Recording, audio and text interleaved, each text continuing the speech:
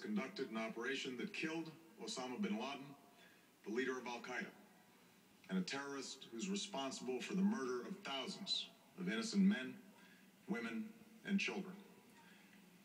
It was nearly 10 years ago that a bright September day was darkened by the worst attack on the American people in our history. The images of 9/11 are seared into our national memory. Hijacked planes cutting through a cloudless September sky, the Twin Towers collapsing to the ground, black smoke billowing up from the Pentagon, the wreckage of Flight 93 in Shanksville, Pennsylvania, where the actions of heroic citizens saved even more heartbreak and destruction. And yet we know that the worst images are those that were unseen to the world. The empty seat at the dinner table, children who were forced to grow up without their mother or their father, parents who would never know the feeling of their child's embrace, nearly 3,000 citizens taken from us, leaving a gaping hole in our hearts. On September 11th, 2001, in our time of grief, the American people came together.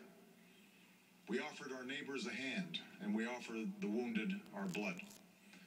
We reaffirmed our ties to each other and our love of community and country.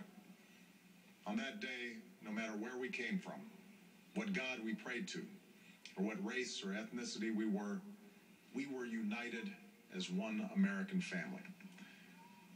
We were also united in our resolve to protect our nation and to bring those who committed this vicious attack to justice.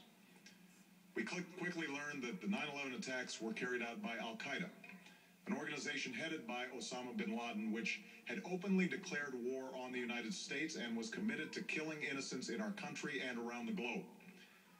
And so we went to war against Al-Qaeda to protect our citizens, our friends, and our allies.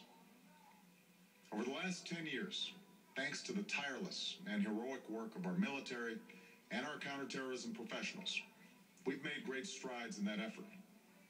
We've disrupted terrorist attacks and strengthened our homeland defense. In Afghanistan, we removed the Taliban government, which had given bin Laden and Al-Qaeda safe haven and support.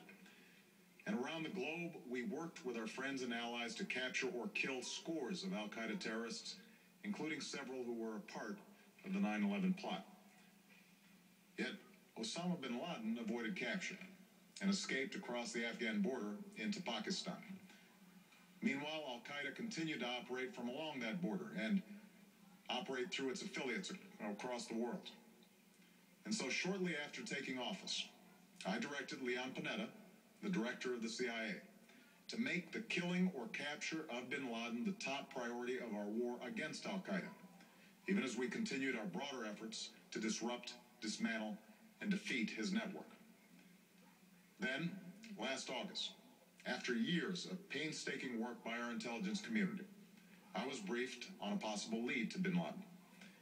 It was far from certain, and it took many months to run this thread to ground. I met repeatedly with my national security team as we developed more information about the possibility that we had located bin Laden hiding within a compound deep inside Pakistan.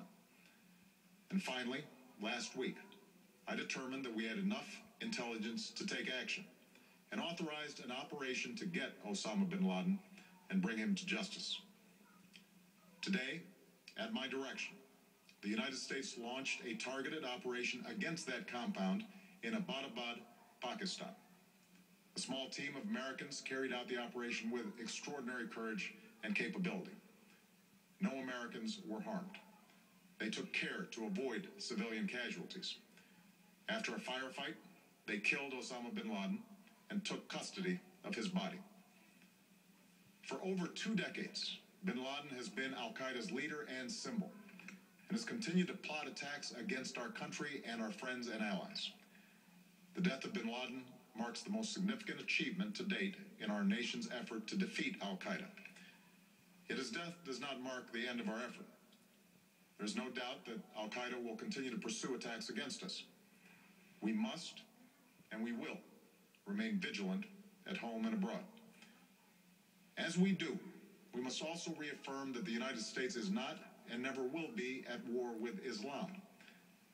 I've made clear, just as President Bush did shortly after 9/11, that our war is not against Islam.